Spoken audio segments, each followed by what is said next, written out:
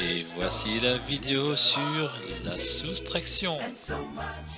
Une vidéo avec des moins dedans.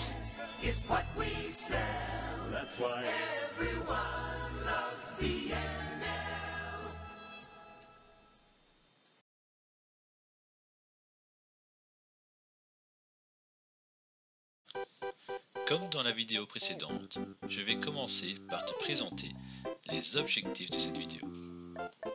À la fin de cette vidéo, tu sauras exactement ce qu'est une soustraction, en quoi ça consiste, comment ça fonctionne, pourquoi ça fonctionne comme ça. On va également voir le vocabulaire de la soustraction, qui s'appelle comment. On verra également un ou deux trucs pour retenir facilement ce vocabulaire.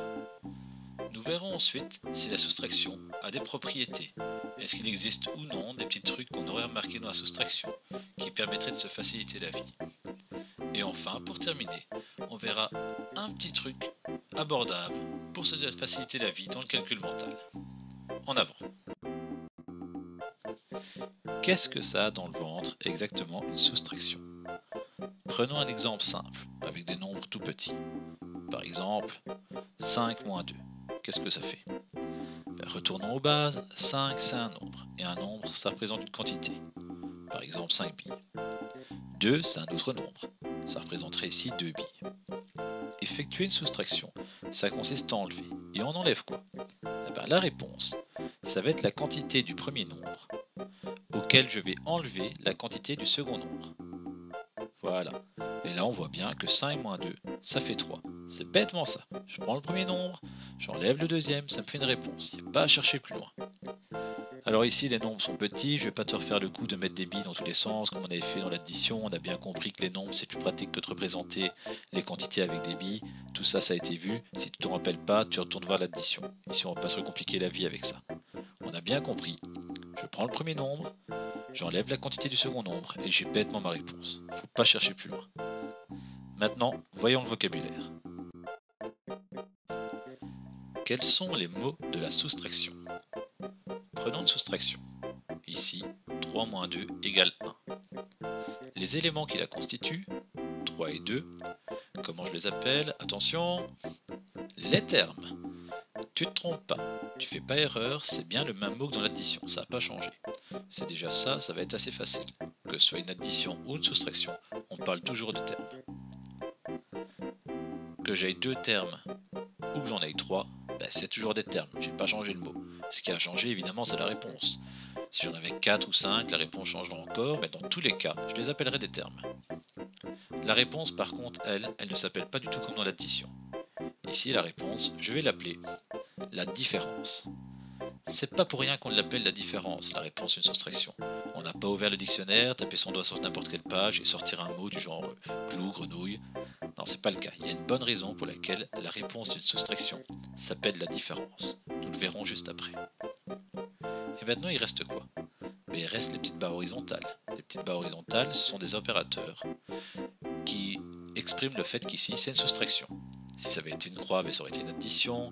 Une croix dans l'autre sens, un X, ça aurait été une multiplication. 2 points, ça aurait été une division. On commence à connaître un petit peu tout ça. Et il nous reste quoi? Le égal, qui encore une fois signifie que passé ce symbole, on a la réponse de l'opération. Ici en l'occurrence, on a une différence. Et donc, pourquoi différence? Reprenons la structure de base d'une soustraction. Des termes, on enlève le deuxième au premier, qui nous donne une différence. Cette fois-ci, au lieu de mettre des nombres à la place des termes, je vais mettre des dessins. Je vais mettre par exemple un rond, un triangle et un rectangle pour le premier, et un rond et un rectangle pour le second. Alors je te laisse 2-3 secondes pour bien voir ce qui n'est pas le même entre le premier et le second. Attention, tic, tac, tic, tac, tic, tac. Voilà, c'est super évident. Ce qui n'est pas le même, c'est que dans le premier terme, j'ai un triangle. Ce qui n'est pas le même, c'est quand même pas très beau à dire. Ce qui n'est pas le même, d'ailleurs, on le dit jamais. C'est quoi le mot en français pour exprimer ce qui n'est pas le même? C'est la différence. Si j'avais 2 sœurs jumelles et qu'il y en a une qui se teint les cheveux, on dirait que maintenant la différence entre les deux, ce serait la couleur de cheveux. La différence, c'est ce qui n'est pas le même. Et justement ici, observe bien. Si je prends mon second terme, mon rond et mon rectangle, et que je l'enlève au premier terme, qu'est-ce qui me reste? Eh bien il me reste juste le triangle, la différence, ce qui n'était pas le même. Donc la réponse d'une soustraction, quand j'enlève le second terme, rond et rectangle, au premier terme, rond et rectangle, tout ce qui me reste, c'est le triangle qui restait dans le premier terme. Et ce triangle, c'était bien la différence, on l'a dit au début. Voilà pourquoi la réponse d'une soustraction, c'est une différence. J'espère que ça t'a un peu aidé. Si ça t'a pas aidé, il n'y a plus qu'à retenir différence par cœur, tant pis. Si je mets qu'un mot, c'est pas grave. Tu connais ton nom, c'est aussi un mot que tu as retenu par cœur, c'est pas la fin du monde. Maintenant, si ça t'a aidé, tant mieux. Tu sais que terme, c'est comme dans l'addition, et que différence, c'est parce qu'on cherche justement ce qui n'est pas le même entre les termes. Passons aux propriétés de la soustraction. Une soustraction, on pourrait se dire que, vu qu'il y a des termes dedans, ça fonctionnerait un peu comme l'addition. Donc on n'a plus qu'à voir s'il y aurait par exemple de la commutativité, de l'associativité, etc. Allons-y, essayons. 3 moins 2, ça fait 1. Il n'y a aucun doute là-dessus. Si j'ai 3 € et que j'en dépense 2, il ne m'en reste plus qu'un.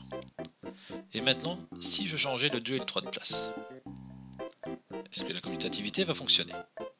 Eh ben essayons. J'ai 2 € et je vais en dépenser 3. Ah non, ça marche pas du tout ça. Parce que quand j'ai 2 € je ne serais pas en dépenser 3. Il faudrait que j'en emprunte, ça donne pas la même réponse. On verra plus tard, peut-être même pas cette année-ci, qu'en fait ça donne une réponse négative, ça donne moins 1. Mais trembouille pas toi avec ça pour l'instant. Pour l'instant, tu tiendras que dans la soustraction, je ne peux pas changer les termes de place. Il n'y a pas de commutativité, ça marche pas. Bon, ben ça c'est clair, c'est bon, la propriété de commutativité, elle n'est pas là. Ok, il n'y a pas de commutativité, mais alors l'associativité, ça marche ou pas? Ah ben on n'a qu'à tester. 9 moins 2, ça fait 7, ok. 7 moins 2, ça fait 5. On est tous d'accord là-dessus. Je les fais les uns après les autres, dans le sens de la lecture. On va essayer d'associer, en l'occurrence d'associer le 2 et le 2. 2 moins 2, ça fait 0, et 9 moins 0, ça fait 9. Ah ouais, c'est pas la même réponse, 5 et 9, c'est pas du tout le même. Ce qui veut dire que pour l'associativité, 7 nouveaux râpés. Je peux pas faire la seconde soustraction avant la première, ça donne pas du tout la même réponse. Donc à nouveau, on n'est pas comme dans l'addition, que ce soit pour la commutativité ou pour l'associativité, dans la soustraction, ça fonctionne pas. Par contre, un truc intéressant, regardez, on a bien le 0 pour neutre, ça n'a pas changé. Bah oui, 9 moins 0, ça fait 0, ça n'a rien changé. Tout va bien. Le 0 pour neutre, lui, il est applicable. Donc, pas de commutativité, pas d'associativité, mais un 0 pour neutre. C'est pas grand chose, mais c'est déjà ça. On va essayer de se servir de ça dans le calcul, ça nous permettra peut-être de gagner un peu de temps. Je vais terminer en te donnant un petit truc pour les soustractions. Des trucs pour les soustractions, il y en a plein. Le problème, c'est que souvent, il faut mélanger les soustractions et les additions, ça donne parfois des grands nombres, et la dernière chose dont j'ai envie aujourd'hui, c'est de t'embrouiller la tête, de faire peur. Alors ça, on va laisser de côté pour l'instant. On va prendre un truc tout petit, tout basique, qui parfois permettra quand même de simplifier la vie. Prenons une soustraction, du type 39 moins 17.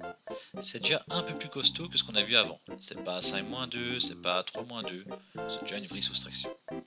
Alors le truc, pour se faciliter un peu la vie, c'est qu'on peut décomposer le second terme. Et comment je décompose 17? Je décompose en 10 et en 7. Et maintenant, ce que je vais faire, c'est effectuer deux soustractions. Je vais faire 39 moins 10, ça c'est facile. Si j'ai 39 € et que j'en enlève 10, il me reste 29. Ça va, c'était pas compliqué. Et maintenant, 29 moins 7. Le 20, il ne bougera pas. 9 moins 7, tu peux même le faire sur tes doigts si tu veux, ça fait 2. Et donc 29 moins 7, ça fait 22. Alors c'est vrai que ça fonctionnera qu'à partir du moment où les chiffres du second terme sont plus petits que les chiffres du premier terme. Oui, si j'ai un truc plus compliqué, je fais quoi? Tu ne compliques pas la vie, c'est un truc plus compliqué, tu fais du calcul écrit, c'est ce qu'on verra dans la prochaine partie de la matière. Parce que oui, quand une soustraction devient un peu trop grande, un peu trop longue, quand les chiffres tombent pas bien les uns avec les autres, le plus simple, c'est encore de passer par le calcul écrit. Voilà, j'espère que ça t'aidera un petit peu. C'est pas énorme comme truc, mais pour des petits calculs, ça peut permettre de gagner du temps. Félicitations, tu es arrivé au bout de cette vidéo. J'espère que tu as plus ou moins tout compris. Si c'est pas le cas, n'hésite pas à te repasser la vidéo. Et si ça va toujours pas, tu lèves la main et comme d'habitude, je viens t'aider.